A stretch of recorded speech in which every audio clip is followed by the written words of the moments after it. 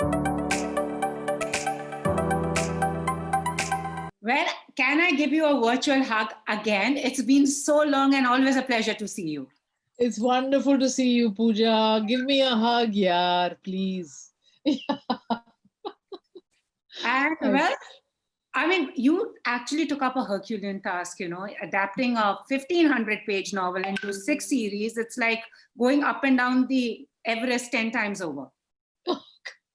Well, not the Everest, I don't think. But yeah, it's done, and I'm very pleased to have it enter the world in a week, and looking forward to the response. Yeah. Well, the response has been nice, and everybody said that, into 6 episodes, that must have been tough. Did you ever think that you needed to veer from the book text, or you just, No, it's when you adapt any novel, well, it's not about veering from the text. It's about how to distill the text to get the spirit of the story and the character in every moment that one can. And it's about making choices as to what's important. Obviously, it's not about filming every page in any adaptation, and certainly not in this one because it's 1,500 pages. But so I came to the project, Pooja, when Andrew Davies, the screenwriter, had already written 8 one-hour, drafts, and then and I thought it was a pretty masterful distillation. I thought it was a little more Pride and Prejudice than the politics that I wanted, that were in the novel and that are in the world. And Andrew and everyone was very porous about my shifting the emphasis of that. But then we had our own usual financial challenges where eight hours were not, even possible, and it had to become 6. And then it was that distillation I got very actively involved with, where I made choices of language. I really wanted to make sure that we could not make the whole thing in English, because even though it was written in English, the worlds that Vikram was writing about, Saida's world, or the rural world of Rudia, or the election campaigning world, or any of that, all had to be in Hindustani or Urdu or Avdi. And Vikram was actually very thankful that he called it translating it back to the language in which it was created in. So I brought that back into the factor, but also really interweaving the political and the personal, looking at Lata almost as the new India rather than just the girl who had to get the suitable boy, so it was a shift like that, eliminating certain characters and emphasizing, or really trying to take the joy, reaping the richness of the characters that exist. And also, what was it like directing new actors along with our very own favorite Tabu and, the likes of Rasika Dugal, and then you had a whole new bunch of new actors. As you said, you didn't even know about Ishaan as well as Tanya before they came on board. Well, that's the great joy. That's why I'm there. I love the joy of working with, right from Salam Bombay, I must say, to now. I mean, I somehow get a lot from coupling the actor or the person who doesn't even think of themselves as an actor, who has never faced a camera, coupling that person with the legend, like like say Denzel Washington and Sarita Chowdhury in Mississippi Masala, or Tabu and Ishaan Khatter in this one, or Tanya Maniktala herself, who plays Lata. She carries 6 hours on her very, very elegant and delicate and strong shoulders, but also for me, it's the real cornucopia of loving actors. I love actors, and I love, like I saw Rasika in Kissa years ago, and I just wanted to work with her. And I knew she was a star by now, and maybe Savita is a supporting role of this or that, but it never, when I asked her to play Savita, the sister of Lata, she didn't balk for 1 minute. She's such a fine actor. She saw in herself that she would fit in that tapestry, and she was brilliant. Or Shahana Goswami as as Meenakshi, who's probably one of my favorite characters in the book. I just adore Meenakshi. And Shahana just has the spirit and the craft and the sex appeal and the kind of, like instant fire. And it's such a joy to work with her. So that kind of coupling with the known actor, with someone who's new, but extraordinary in their spirit, was something I take a lot of joy from, because it also gives me the sizzle, the electricity that I need to keep on going. But it was really a joy. This cast, it's just amazing. I mean, Manoj Pawa, I think he's one of the great actors of our generation, who plays Raja of Mar. And he just, like, every time he would appear, I did invent new scenes for him, because he was just too good. So it's that type of great joy that Suitable Boy gave me. And it's these actors who kept me going through the pretty grueling schedule and the grueling process, of trying to make a truthful subcontinental India, for the BBC, who had never done anything with, as they call it, all Asian actors, or in these languages, or with this music. It was all quite puzzling for them. But it was the actors that were the glue and the joy. And also, it's an incidental mirror, because people say back in the 50s, hamara time bahut acha tha. If you see in the 6 decades, nothing's changed. The story resonates. Yeah, and the politics resonate. I mean, the story and it's a almost dreadful resonance, because it has gone from our story, which, despite the trauma of partition, still was so imbued in that syncretic culture between Hindu, Muslim, and plurality everywhere you look, to now where people are actually imagining that we are this and not that, and we're never this and that. And that is not our India. So it's very important, to make a Suitable Boy, even to just remember how we were and where we came from, and to not forget that extraordinary power and beauty, actually, in that syncretism that is so being challenged today. And also the women, they're very powerful in the book also, but kind of marginalized. And that seems to be the story even now. Yeah. Marginalized in marginalized because they still need protection. They still need to adhere to a certain norm.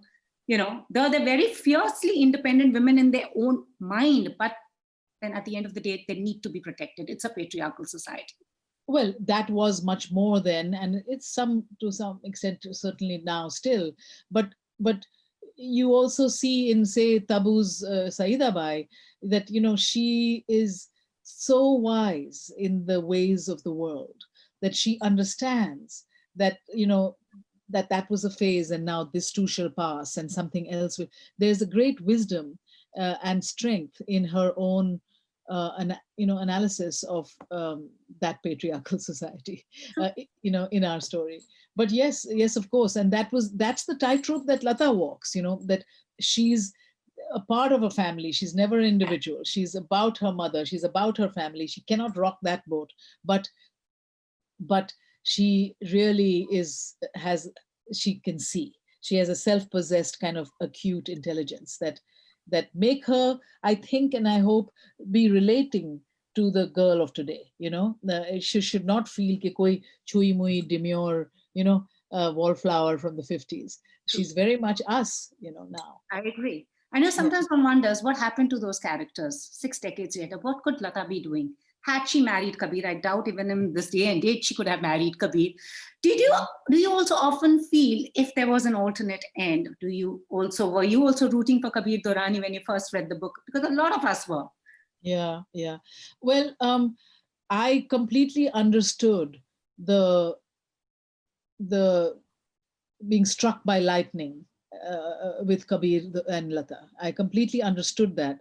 But I also understood that despite the Hindu-Muslim problem and so on, I also understood that it was the kind of being wrecked by love, in a sense, that it was also such youthful love, that she's packing her bag and really, let's go, let's leave, let's elope.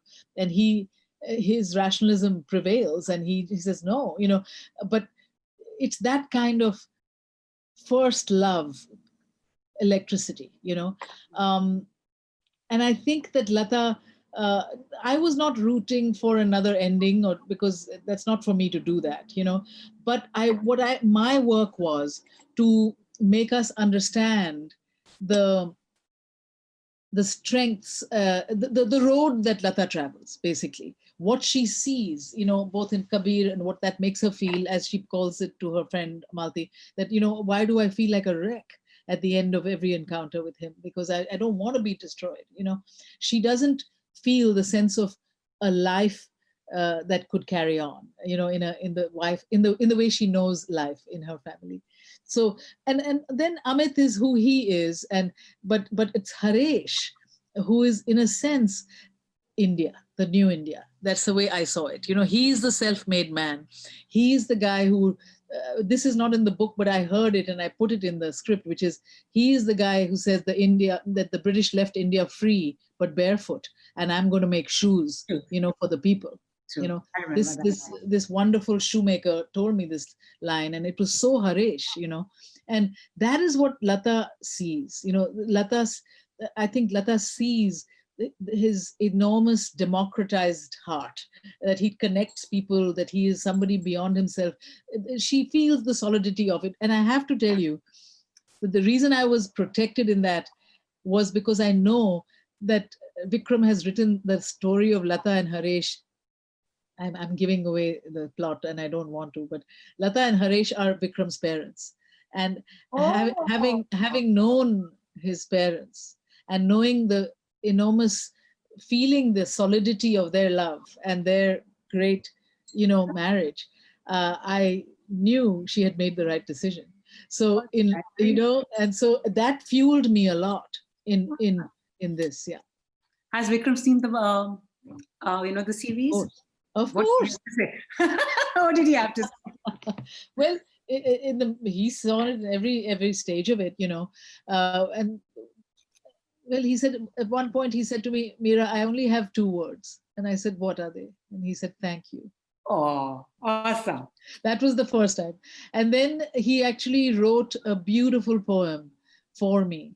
And it's an acrostic poem, A Suitable Boy, MN, because he really believed that this is Mira Nair, like at the end of his, this was my creation of his tale, which I was so touched by. We tried to use it in the prologue, and it didn't work just visually. But I have this great gift from him, where Awesome. After Reluctant Fundamentalist and Suitable Boy, which is the other book on your hit list? I don't have a book on my hit list. I have art and paintings on my list. I am making now a feature film on the life on Amrita Shergill, the great Indian modernist painter. Absolute favorite. Absolute favorite. And I can't wait to see who would be cast as Amrita Shergill now. Yeah, I can't wait to find that out myself. So exciting. Yeah, and then I'm going to make another long-form television series, The Jungle Prince of Delhi, the year later. Yeah. Wow, so, that's awesome. Yeah. And lastly, how has the lockdown been? And your son has joined politics, so how do you feel about that? Oh, I feel super proud and super amazed, actually. It's Zoran becoming, winning his first New York City election. He's now the assemblyman from Astoria. And it's just it gives me feeling of hope and change, in this world that so desperately needs it. So I am very happy about that. And it's probably the greatest happiness, really. And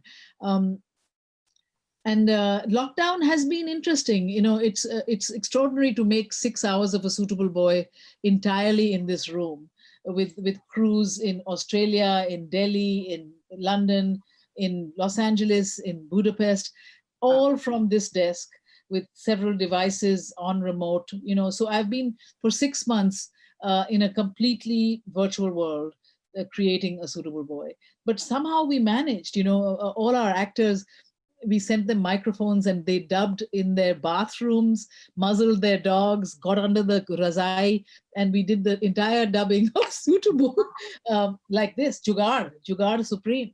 And somehow without compromise. So it's been interesting. And my husband is, of course, thinks that lockdown is the highlight of our marriage because we are together every day, and we haven't been for some years, a couple of years while I was shooting the film.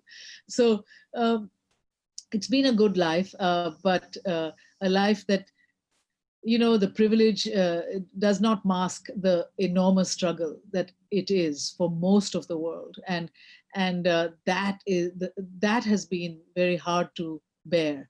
Both the loss of so many people, but also the destruction of livelihoods at the wave of a political wand, and so it's a mixed thing, and I'm ready for the doors to open again, and I'm ready for that physical hug that you promised me in the beginning of this. Exactly, and I'm waiting to meet you. It's been a while, but always a pleasure to speak to you personally or virtually.